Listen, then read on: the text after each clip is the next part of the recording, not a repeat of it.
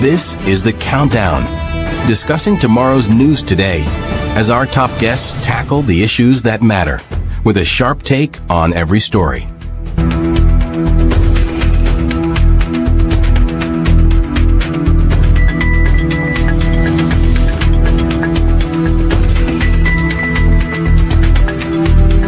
And now, here are your hosts, Andrew Weeks and Onyx Duncan. Very good morning and welcome to another edition of The Countdown. It is the 15th of December.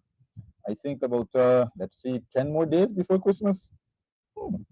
10 more days before Christmas. Wow. And so it is a kind of scattered showered moment here in Guyana. We're having a lot of rain, as you always know. During the Christmas season, we have a lot of rain in certain parts of the country, mostly in Region 4. We had a lot of rain yesterday, had some rain this morning, and it seems we're going to have some rain as well later down in the day. And so, if you're joining us wherever you are in the world, welcome to Guyana, welcome to the program, and welcome to our guest, Mr. Enrico Woolford A.A., who's behind the scene in the green room waiting to come on board. My co-host will join me in 10 minutes. But we're going to get on with the show. Mr. Woolford, good morning. Welcome. Good morning to you, Andrew, and good morning to everyone. It's been a while. I see my co-host just joined me. Mr. Onyx Duncan. Onyx, how are you? I'm doing great, Andrew. Good morning to the viewers and good morning to Mr. Enrico Woolford. Good morning, Onyx. Oh, it's going to be a good time this morning. Trust me, it's going to be great. Mr. Woolford, let me get right on the ball. Well, first of all, tell us, who is Enrico Woolford? A lot of persons may not know who is Enrico Woolford, and what has been your contribution to journalism in Guyana? So, who is Enrico Woolford?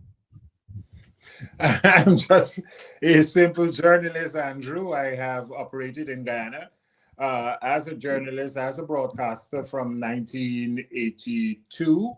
As somebody who came into the workforce from around the mid-1970s, but I graduated, and I count my time really from the time I graduated in 1982 as a full-fledged broadcaster. I had been operating with broadcaster schools, calling the National Service, with the Ministry of Information, doing programs here and there.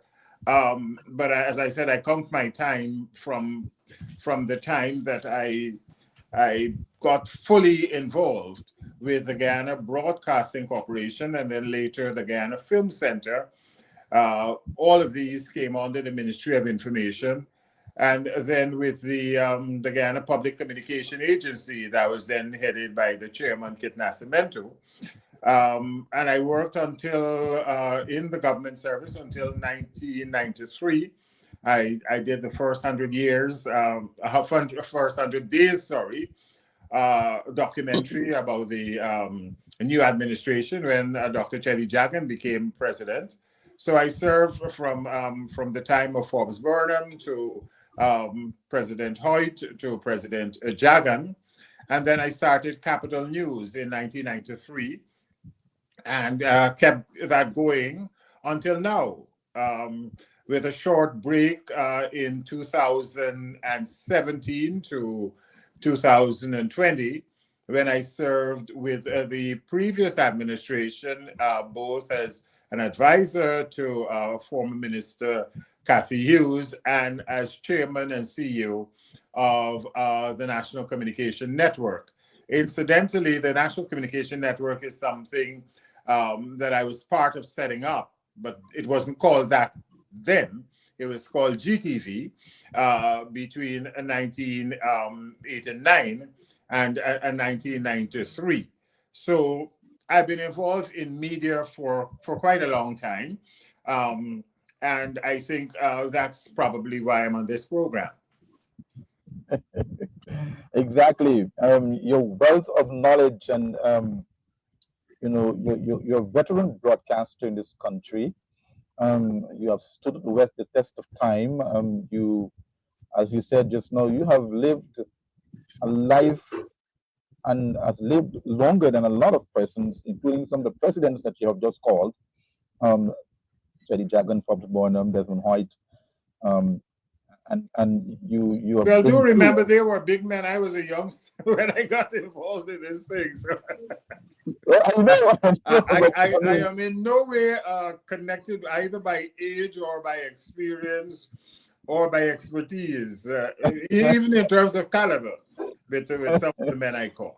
I know, but your experience preceded you, sir. So, that, one of the things a lot of person want to know: what prompted you to start Capital News? I mean, you have produced a caliber of journalists, some of who've even gone on to own their own production company, news agency like Gordon Mosley and others.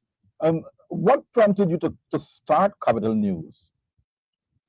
Well, I think necessity is the mother of invention, and as usual, when you see an opening, when you see a void, the natural thing is to fill it. Fill it. I even joke here, where I am in the United States now, that even in Guyana, once people have a space somewhere, the tendency is to put something there. And we thought back then that there was no independent, separate, privately owned television newscast that was on the air. We had started GTV News, but GTV News was essentially an offshoot of the administration. And although we attempted as best as we could to make sure that we carried a balance and an independent view, once you are carrying stories coming out of a government outlet, more likely than not, the government side will predominate. So I thought it was appropriate at that time to start Capital News. And we had two significant television stations. One was WRHM TV, run by Mr. Rex McKay, and the other one was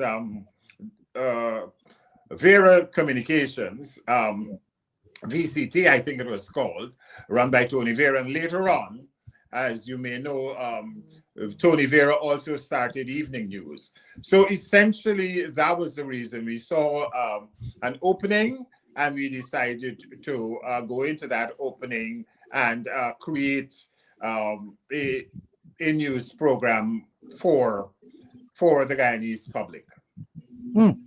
I don't know, but you were once managing NCN, which was then GTV. I remember GTV, Television for Guyana. There was a team that used to run on the air. I always see GTV, GBC, GTV as one of a company that kind of live up to, or supposed to live up to, the standards like the BBC. When you were there, you were trying to do that, try to have a balanced government news agency like the BBC. But that is not the case now. You're having a government run broadcasting company that is competing with everybody else, and also has its challenges. What would have been your vision for a GTV NCN? Or what should have been the vision of GTV NCN in this modern age when it comes to broadcasting? As I said earlier, I thought that the important thing was to have a balanced, objective view. But once you are carrying, once you're being supported by an administration, the tendency is that the administration wants to have its own programming on and to have a position that they see more as a public relations arm rather than an independent television or news outlet. Now, you made a comparison to the BBC. Do remember, I like to tell people, while the BBC has always put itself forward as an objective, independent agency and so on, when there was the situation in Iran, when there were situations in Kenya or situations in South Africa, the BBC increased its programming based on what the message it wanted to get out there. So the BBC, while it is a good example, it is not necessarily the best example. However, having said that, the challenge we had is that in most societies where you are building and developing a society, it becomes very difficult to separate the administration's position from what they think is news. So often, it would always be a clash of journalists versus people who are interested in PR, and that's one of the challenges of democracy, and of course, running a society, any society. Yeah. I will. You once did some recording, some broadcasting and reporting for some news agency, foreign news agency. Did you over the period of time, NCN, I think? Yes, from time to time, people would ask me to do what I'm doing here or to report on particular news stories coming out of Ghana. I remember when CNN started its CNN World Report, where they were asking news agencies in various countries to file reports with them. I was part of that, and there were a number of people from around the world. One, I remember vividly in Trinidad becoming a politician after making his name on CNN. So we used every available avenue to get the Guyana story out there. It is not like now where you can just click on a telecommunications device and you can connect the way we are doing now. You had to go through hoops, basically, to get satellite time or to actually take the tape over to the country. When we were involved in the Caribbean Broadcasting Union, things like Carib Scope and Carib Vision. Carib Vision was the news aspect of the Caribbean Broadcasting Union's operation, and Carib Scope did a lot of magazine-type cultural programs. And we literally, Andrew and Onyx, would have to record, take the tape to the airport, ask someone, or mail it from the airport to the next port. They would then pick it up in Barbados, put it in a VCR or a video recording machine or video playback machine, and play it back, or edit it right there, or go up via satellite from the Earth station on Carifesta Avenue, or send it to Trinidad, have it go up via satellite from Trinidad and Tobago television, and be shared within the Caribbean. So even then there were difficulties.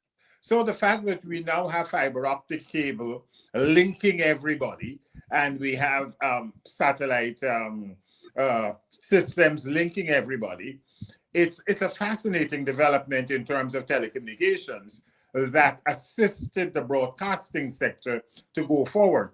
But you asked me earlier on what I saw as my vision for NCN, for GTV, and I was very happy that even when I went back to NCN, we were able to get part of that vision and going.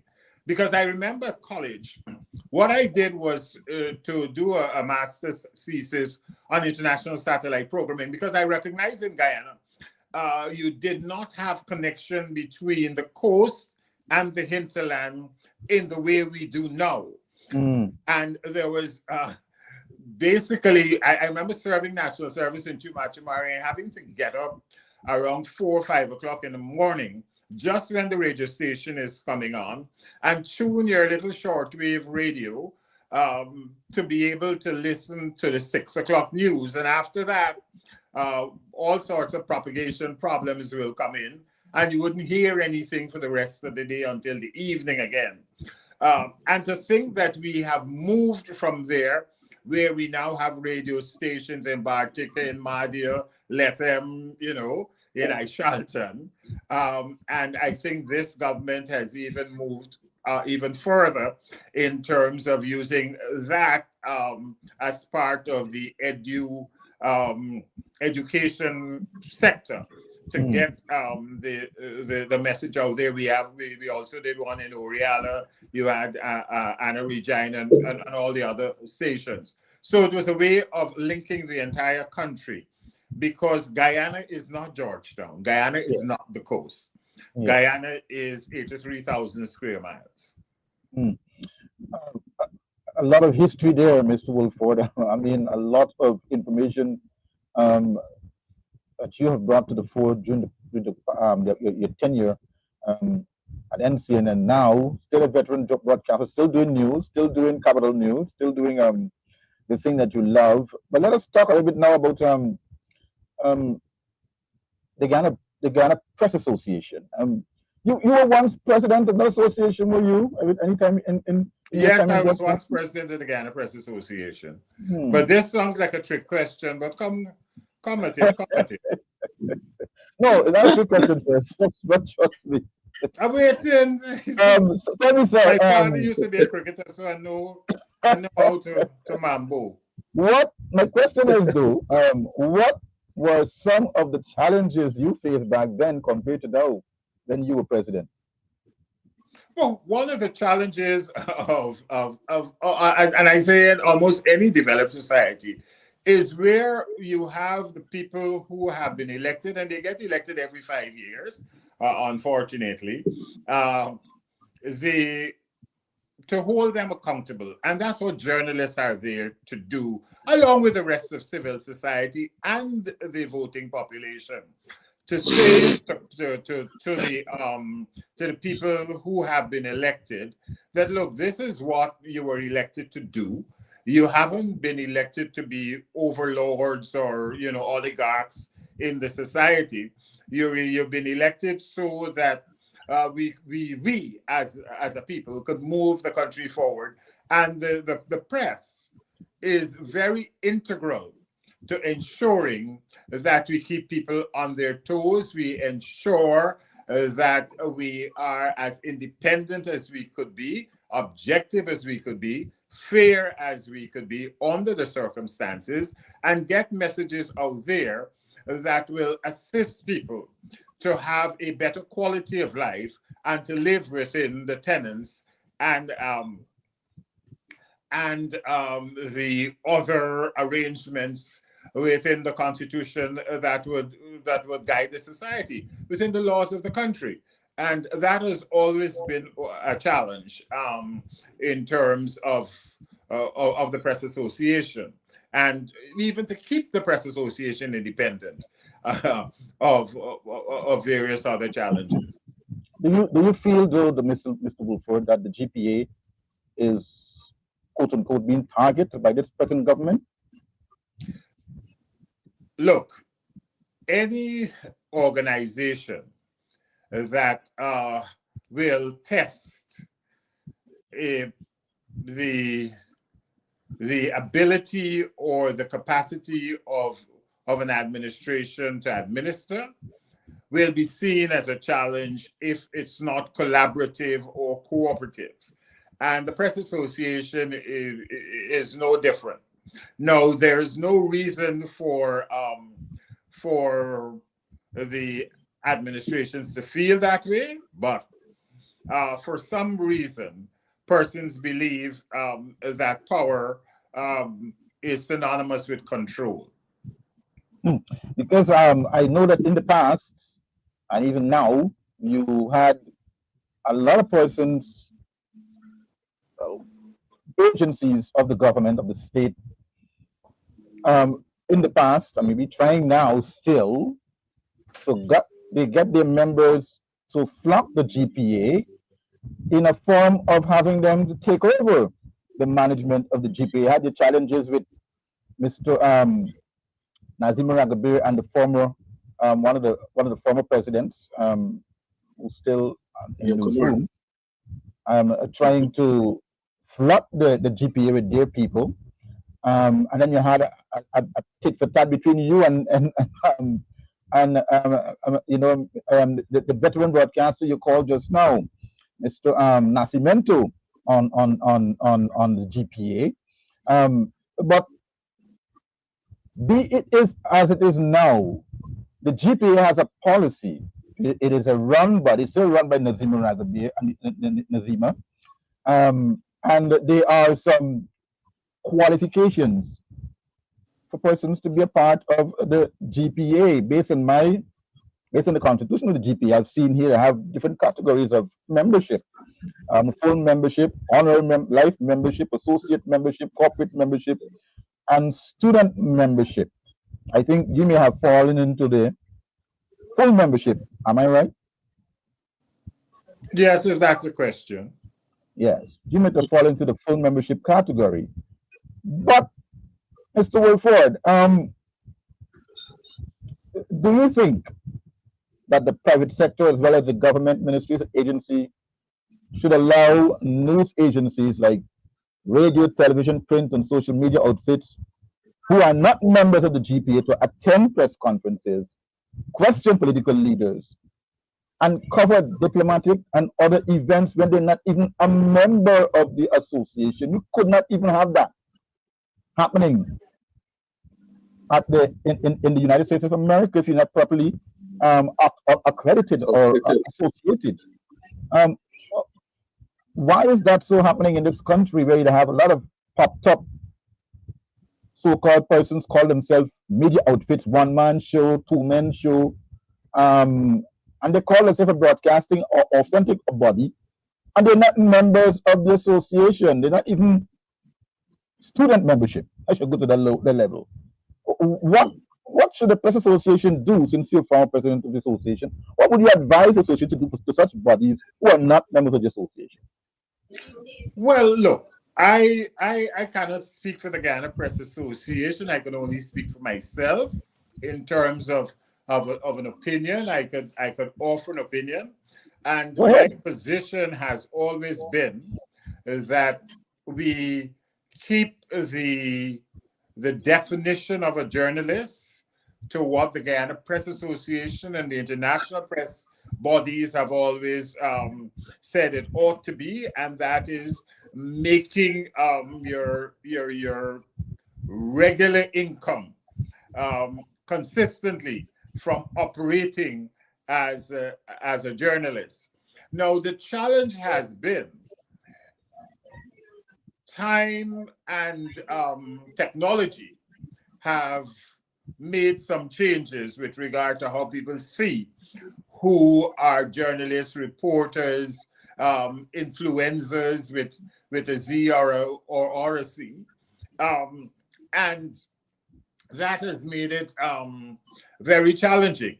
But that is for the Ghana Press Association and the other international organizations associated with it to define and to work on.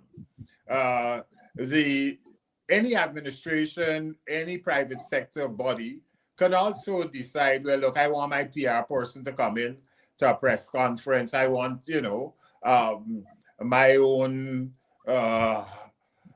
image consultant and what have you. The challenge is stopping him, her, or anybody else.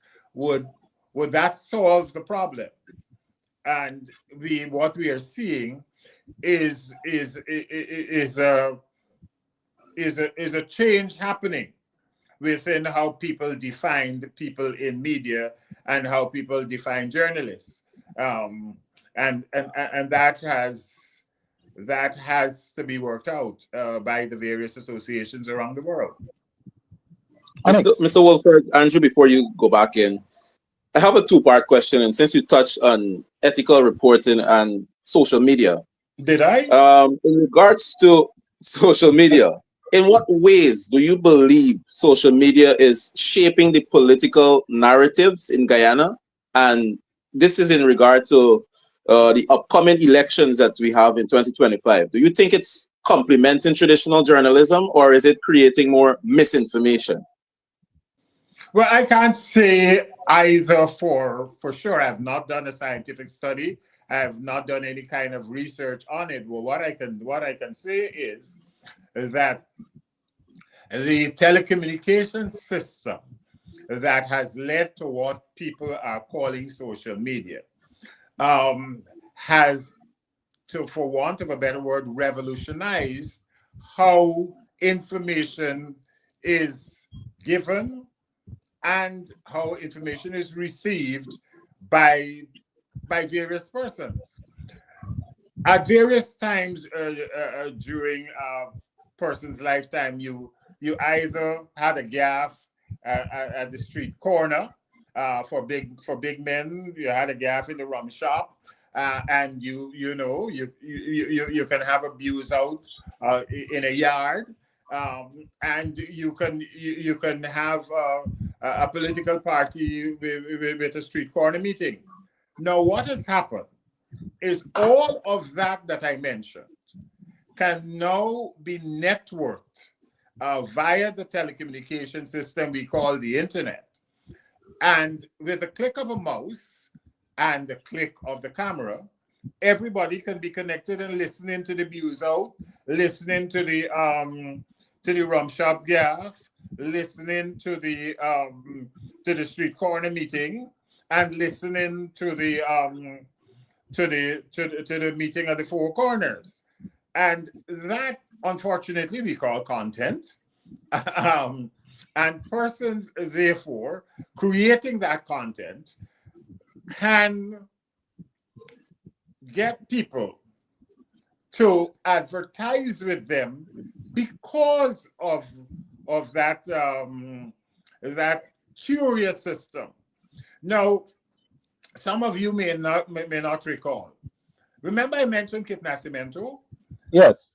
Kit and a number of other people, including people like Cathy Hughes' father, Hugh Chumley, You Chumley, yeah. and various other guys who preceded and women who preceded them, called for a new international information order back in the 70s and 80s. And that was picked up by various political leaders who said, you're not hearing enough stories from the South, and the South-South information system is not working in the interests of leadership and development and so on. Now you have a linking, I like to tell people, through a telecommunication system, not a broadcasting system, through a telecommunication system of all the computers and all the devices that you have. And the South-South could talk to each other. The North-South could talk to each other, East-West, and so on. And all of this can happen. And the advertisers are looking for eyeballs. So they then are moving from the regular newspapers, the regular radio and television stations, and going to where the eyeballs or the listening ears are. And that is where you can produce any form of content. So you have a new international information order, but that new international information order has been structured by the rich North. And in fact, now for you to get something or to target somebody using the algorithms, you have to pay Mr. Zuckerberg or whoever it is running the other media platforms. So the money goes out to this society to come in to target people who may want to buy Banks beer in Saudi. So there is an economic change there is an educational change and there is an informational change that has happened as a result. Now, to go directly to your question, Onyx, with regard to elections and so on, how was President Obama elected in the first term? He and his team use the very platforms that we're talking about. But remember, Yeah. this is, and I'm talking to you from the United States, this is a country that is largely interconnected except for some rural areas who are off the broadband structures and what have you. But when you're dealing with countries like Guyana, where part of the population, as I said earlier on, was remote in terms of telecommunication service, once you link those people, then you have to be able to use the media platforms that you can to get your message out there, because that is what has happened in terms of a revolution, in terms of a technological revolution that has had economic and educational and informational how do I put it, results that people are now complaining about. Mm.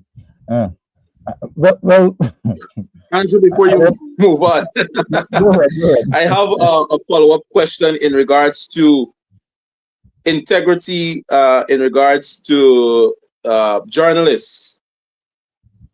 The question is, how important, or ethical reporting, how important is ethical reporting in maintaining the integrity of journalism during elections, during the election period, that is, and what measures can journalists take to ensure they are upholding these standards? Because in recent times, we've seen that the biasness of journalists and news agencies. So we want to know from you, Mr. Woolford, how important is it? It's very, very important, and not just at election time. It is important all the time. You cannot be a proper journalist if you yourself are not informed. You cannot inform unless you are informed. You have to know before you decide to let other people know about a situation.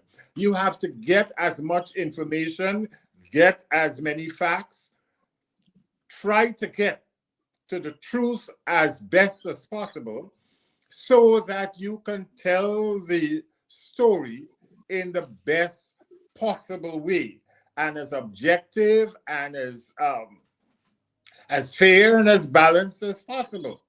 Yes, what will happen is people will come in with their prejudices and biases and what have you, but you've got to put those at the door and report on what information you have as the most important information that is available and the tested information that is available to get the point across and to get the news story out. You can't come in to a society and just believe that because you hear it from John Jones or the president or the prime minister, it is necessarily true. The purpose of journalism is to question authority, among other things. I just came back from a visit to Israel at the invitation of the Israeli foreign ministry in the Caribbean. And although I haven't started to write any stories as yet about the visit, clearly I was very cognizant that the purpose of the visit is to tell the story from the Israeli side. I haven't even done anything yet, and people have already criticized just going there to find out on a fact-finding mission. Now, how much could you find out? What I was able to see and what I was able to check, I can then report on that once it is done without all the trappings of of the historic and the religious and the emotional context and so on. That's not to say that those things are not important because of the particular situation in the Middle East, but you've got to be able to separate the wheat from the chaff. Thank you. Yeah. Andrew. Mr. Woolford, I want to jump back a little bit to journalism in the context of questioning policymakers via an authorized body like the Press Association. You find anywhere in the world where an unauthorized news agency can walk into a newsroom or be a part of a press conference when they're not really an authentic authorized body? Do you find that proper? Andrew, I think you should call a spade a spade. What are you talking about?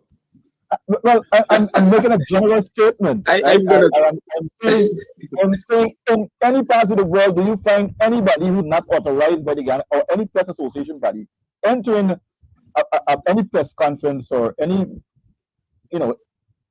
government or non-government Andrew, let me stop you. The challenge is your accreditation to the New York Police Department. That is not decided by the Press Association in the U.S. In the New York area. That is decided by the agency that recognizes you and wants you to come in. What they do is that they look for an association that will say, yes, we know this man. This man reports for Capital News in Georgetown, Guyana. He's a member of the Foreign Press Centers here at the Department of State in New York.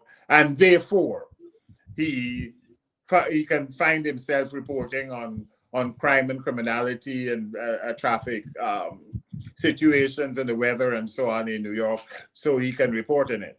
But it is really a collaboration between the associations or the organizations representing the press and the organizations, the entities, private and public sector, that want people at their events, including a Fashion Week event, including a political event, including a business or what you call it, a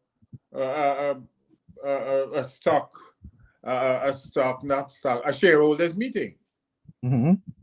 So you're saying it is left up to the body or the it entity? Is a collaboration between both sides. The organization that represents the media, mm-hmm. and the persons who want to invite you. Mm-hmm. You're not invited to a fire, are you? No. You see a fire? Of course, you're going to cover it. You cover it. Yeah. Yes, of course. You're not invited to an accident. You go down and you cover it. So it comes down to the collaboration. What you do, what the Guyana Press Association has always done, is to help facilitate the ease of journalists to have the privilege to go, for example, beyond the cordon if there's a fire or, an accident or something, and you can also question the police and so on. But so could every single citizen. I'm in New York, and I saw people questioning the Prime Minister with regard to I live in North Rhineveld, the North Rhineveld area. So the fact that the poles fell down on Aubrey Barker Street was of interest to me. And I saw regular citizens questioning the Prime Minister, asking him, because he holds the portfolio for the Guyana Power and Light Inc., about the situation there and how it has affected them. And then I saw politicians, some of whom you're associated with, Andrew, go into the area and also speak to and with the residents in the area as to how it has had an effect. Um, that does not stop the journalists from also doing that. What the journalists will have to do, though, is they can't do what I was talking about earlier. Decide, well, I'm going to report everything that the guys at the four corners said, or the guys in the rum shop said, or the guys in the booze out said. I have to now take that information, put it together in a comprehensive manner, know what is fact, know what is closer to the truth, and report that.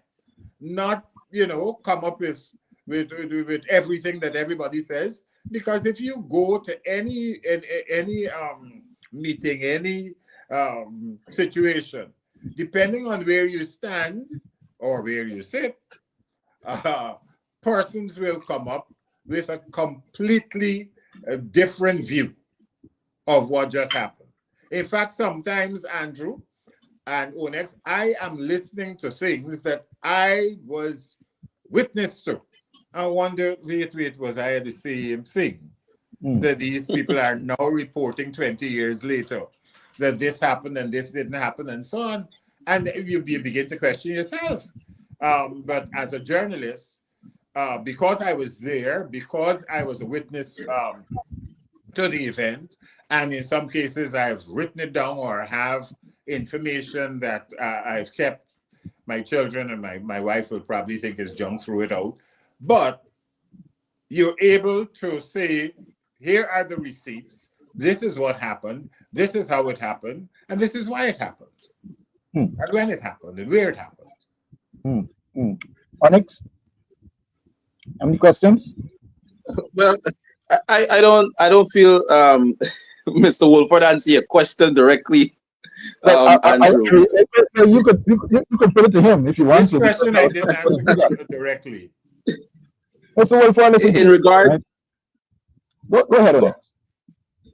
So in regards to the question, he's asking whether it's, let me put it this way, whether it's advisable for an agency or a journalist that is not accredited by the Guyana Press Association to be a part of a conference or a press conference and try to bully their way or try to have them their way at the press conference and asking questions that's already answered in several different angles, but try to still probe the situation and anger the situation. Is it something that is ethical of that press association or that press member that is claimed to be a press member that is not accredited with the Guyana Press Association? And what the Guyana Press Association should do about that situation? Well, if you want me to answer directly, I'm not. I can't speak for the Guyana Press Association. Ask the Guyana Press Association. In your opinion, what I did was to give you an opinion based on my own personal position. But what you've given me is a set of hypotheticals. Well, if this person comes in and this, call name, tell me who you're talking about. Why you think that somebody is not a journalist in your view, and whether the Guyana Press Association credentialing committee can decide whether that person is a journalist. There are some people that I personally don't feel have earned their or recognized as journalists, gained any kind of credibility, but they are those who want those persons there for public relations purposes, for public influence purposes. And the Guyana Press Association, if I were to advise them, I would say that we, as the Guyana Press Association, should make sure that at least the members, the established members of the press, are able to ask questions, to get information out there, because we are the conduits to the people in terms of established press norms and objectives and what have you. But to sit down on this Sunday morning um, I don't want to use the B word, so I'm going to say to decry the fact that all sorts of people are coming in. All sorts of people are coming in because there has been a revolution in the telecommunication sector. And therefore, the Understand. information and the education and the advertising and the economic systems have all changed. And you can't sit down and cry, oh my gosh, Woolford is an established journalist and he's not getting a chance to ask a question. Woolford will have to make sure that he gets his question out there, or not attend the press conference or whatever at all. And the good thing is, I've seen some very established journalists, some of whom, Andrew, you've said, have worked with me, hold their own at various press encounters in the country, out of the country. One even got banned, the famous case of Gordon Mosley. And then the same person who banned him for purposes Reinstated. of getting re-elected made sure that they appeared on his program, because they recognize that here is an established journalist with credibility. Exactly. That people will gravitate. And if I can get on his program, I will be able to at least try to influence the thinking of some, if not most of his viewership or listenership. Well, thank you for that, Mr. Woolford. We had an incident just over the weekend. On Friday, the press body, Alliance for Change, had an interview. Have you heard about a news agency called Livewire News? Have you heard about them?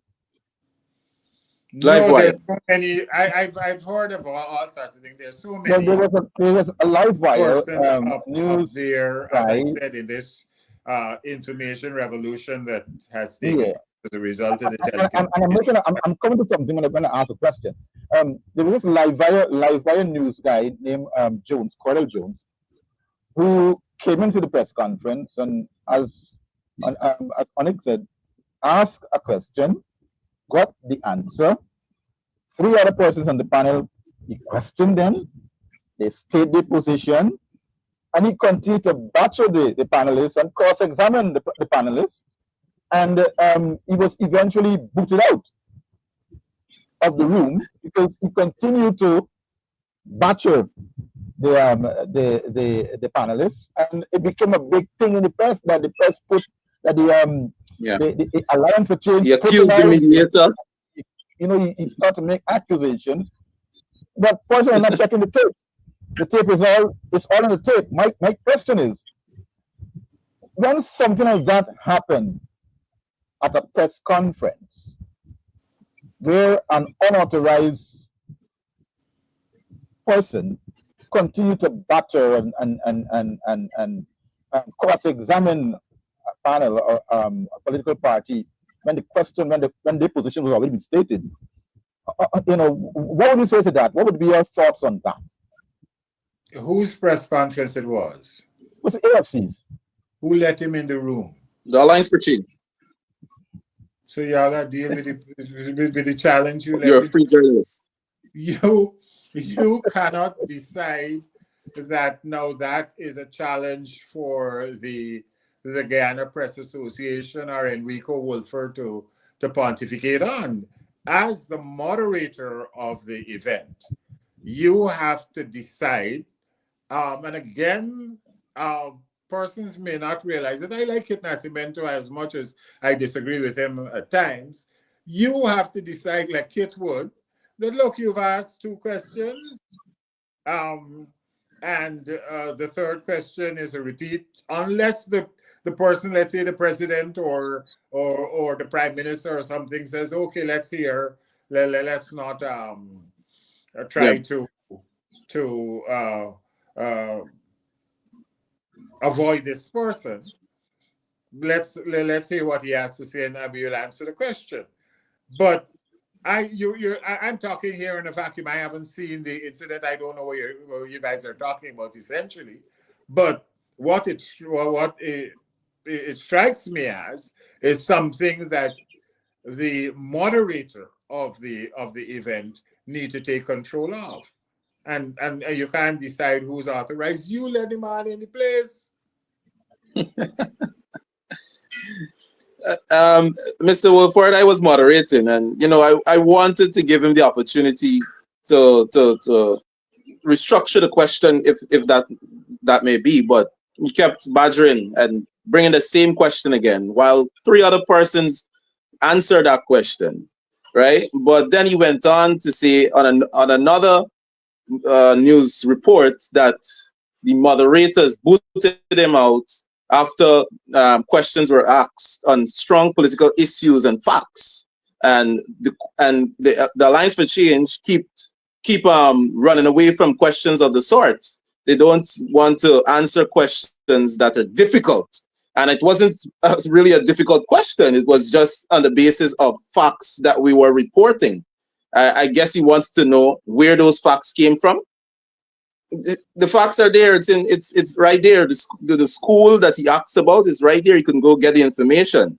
But I just wanted to know, given the fact that journalism is evolving and live wire news is somewhat of a social media newscast, how is it that the Guyana Press Association, and I think the Guyana Press Association also made a comment on that report in regards to, if you go and check Chariot News Network, GPA said they could not recall any incident happening in regards to where a tape was edited or Mr. Cordell Jones was booted out of that press conference. So I would want to say, in that same breath, the Guyana Press Association should have also say that Mr. Cordell Jones is not an accredited member of the media, instead of,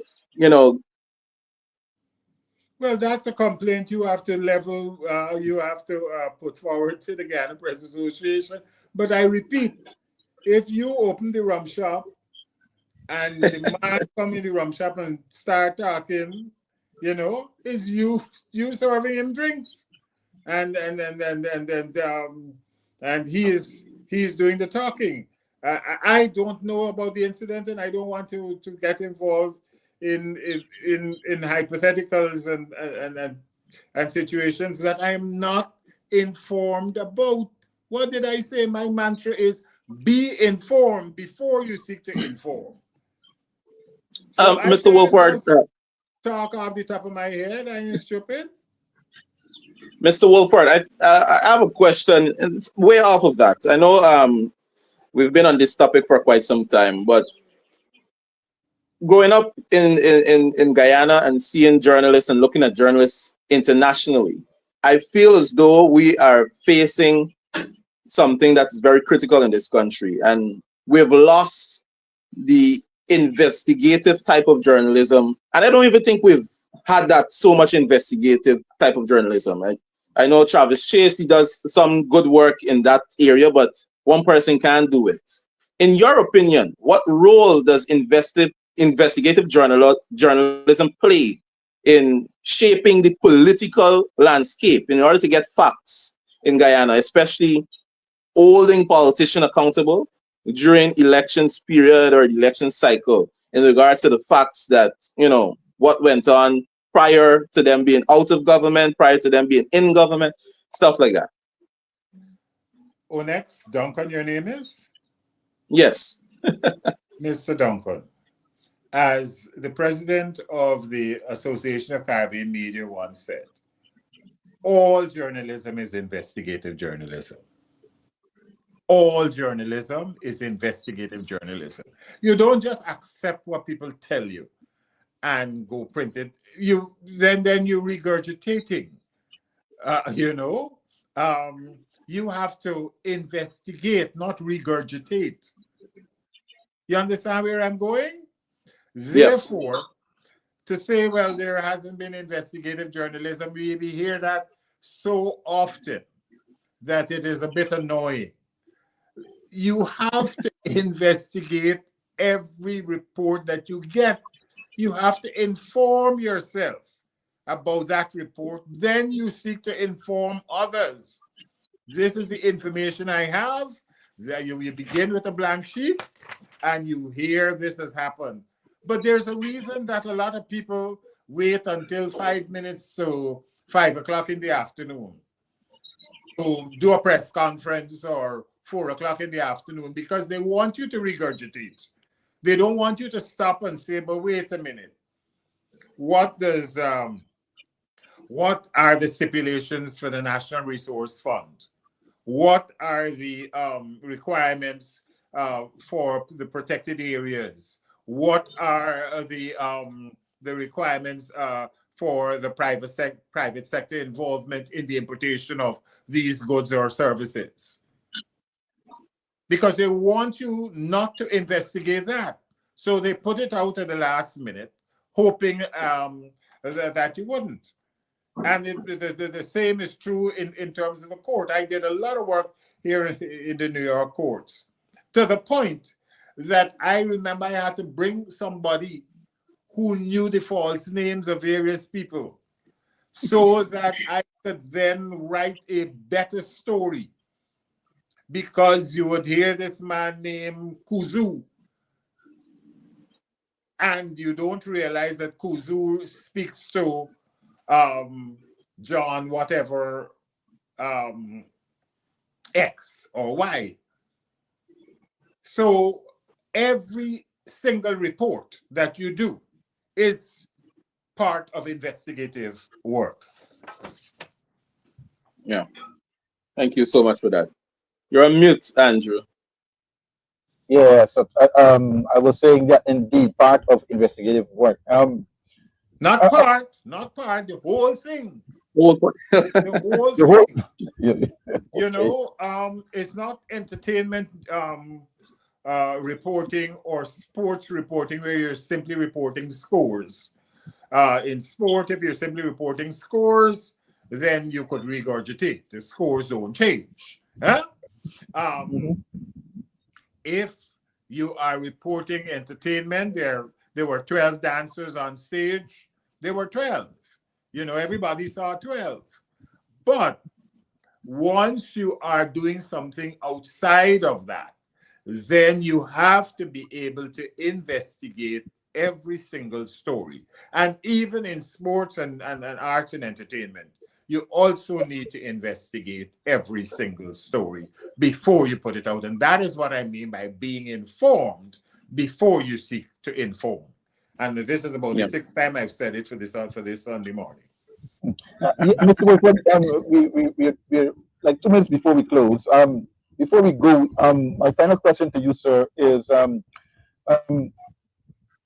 crop of journalists we're creating today, in terms of this profession of journalism. What would be your advice to the young journalists that is in this profession? What would be your advice to them in terms of holding true to the profession?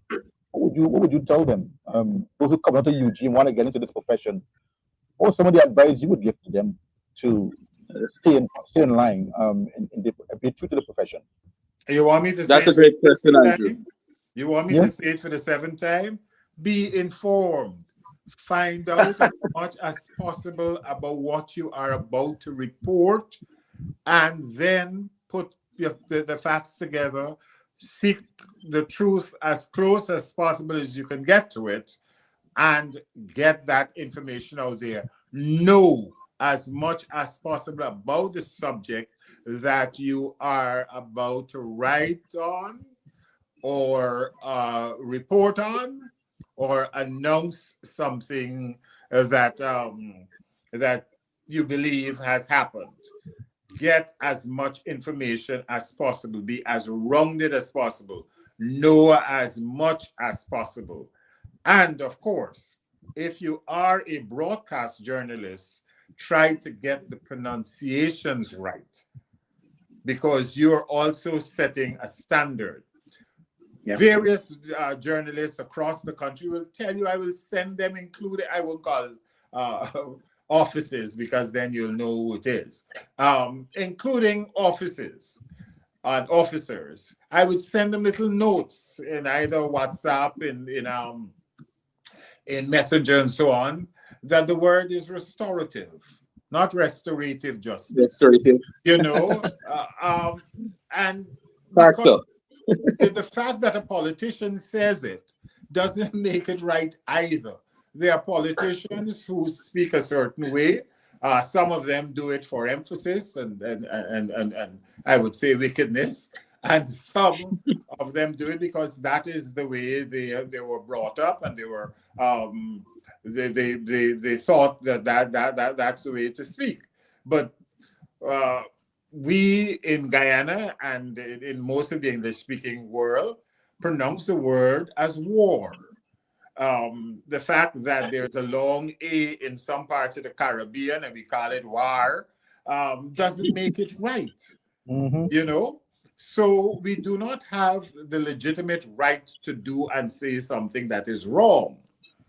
We have, as journalists, to try to be as correct, as right as we can be in the circumstances and under the circumstances that we operate. So let us try to get our words correctly, our English in good order, and if we are reporting in another indigenous language, even that we should get as right as possible, because we are passing on information for future generations. Mm. And it's part of the archival and the historic documentation with regard to what has happened in the society and how we perceive the society. Since you touch on archival and documents and so on, there's a lot of chatter in the press concerning the documents that were left at the Flint Center after the 1992 elections. And a lot of those documents are now missing. You were there in that time. You could you say what was done with those documents since you?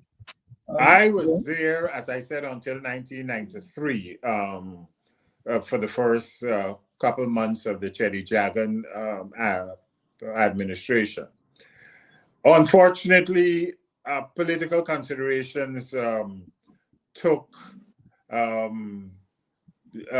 center stage, and some films, some videotapes were, I'm told, were destroyed. And even then, some of our archival material, our archival system in Guyana is particularly bad. Even now, the National Archives is suffering from it. Even our indenture and our enslaved African records are particularly bad.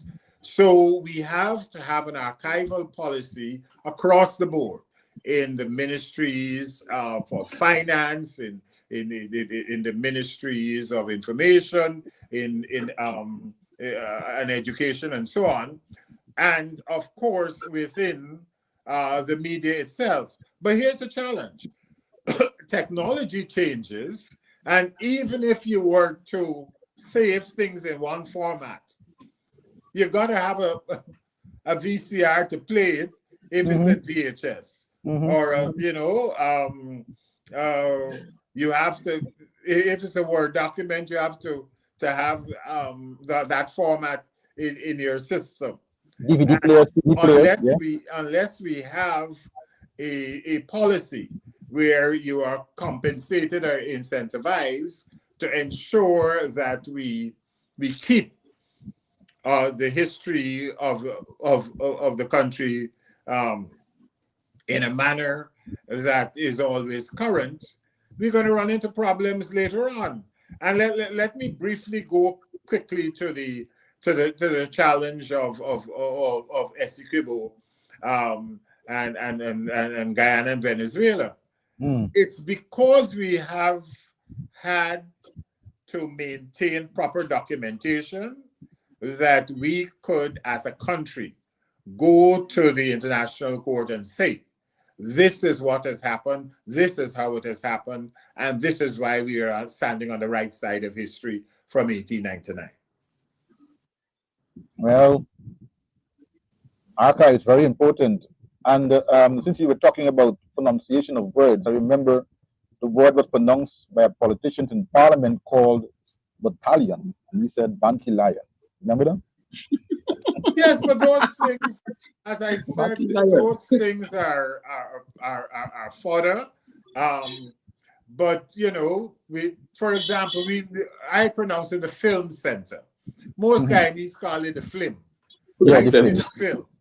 You know, the fact that a politician may mispronounce a word here or there, that happens to almost everybody. I'm not a politician, I'm a broadcaster. And every now and then I go and check, how do you say it? How do you say that come? Yes, I go to that for various words and countries. Yes. We are talking Guyana is talking about the National Resource Fund. And it always reminds me of a country in the Pacific called Nauru, Nauru. They had basically phosphates, and phosphates is a combination of bird poop and bat poop over years and centuries of development. And that country was at one time one of the richest countries in the world. One should look at that and find out what has happened to Nauru in light of the debate of the National Resource Fund. You know, but those are things that, as journalists, you spend your time researching, looking at, and making sure that you know something. And then you could say, well, let's make a comparison to Nauru, or make a comparison to Norway, or make a comparison, well, not really a comparison to, but a comparison with Nauru, or with Norway, or with Guyana, you know, and you therefore inform yourself, and then you go out and let people know what the situation is. So laughing, making fun of a politician is part of the course. Politicians are usually thick-skinned, and they expect you to make fun of them, and they come back and they make they make jokes about it and so on. But that doesn't make it right. But the society, particularly the Society of Journalists, that society needs to know the information, and that the information is correct, and it will get out there in the correct and proper manner. Enrico Woolford, there for you, veteran journalist. So thank you for being a part of our program this morning. Hope to see you back again in 2025, because we're having elections coming up. You're going to see a lot of Enrico in 2025. As you know, yes, as you know, when it comes to election, the press is always busy. Twice the amount of time that they were busy during the course of the former year. But do remember, Andrew, that you don't win an election on election day. You know, it's what you do before that, and you make sure that the register of registrants or electors, the electoral list is clean, and there's so many things that political parties have to do to make sure that people understand. expect journalists to be PR people for political parties at election time. Oh, That is not the role of the journalist. The role of the journalist is to report as to what is happening in the society and how the society can better function. Huh? So calling me Thank in you. and having discussions to say this wrong and that wrong and so on, while it gives me something to talk about, it to win an election, all political parties have to do the footwork. Mr. Yeah. Woolford, day for you. Thank you, sir. Try to wake up in the early morning in your area. It's now what? 10 o'clock, 10:16 in your area? Should Yes, be it on is. the time, yes. So, thank you, sir. Thank you very much, Thank you sir. so much, Mr. Wolford. No problem, gentlemen. It was We'll see you nice back chatting with next you. year. Thank you, sir. All That's right. Enrico Woolford day for you. Oh my gosh. As you can see, And wealth of Andrew knowledge. Enrico said the politicians usually thick skin. Well, one of them in thick skin because he blocked me on Facebook, the Batty Lion. Oh my word. Oh my word. All right, so that's our program for today. We're going to see you back here next week for another edition of the Countdown. Have a great afternoon, Definitely. everyone. Bye bye.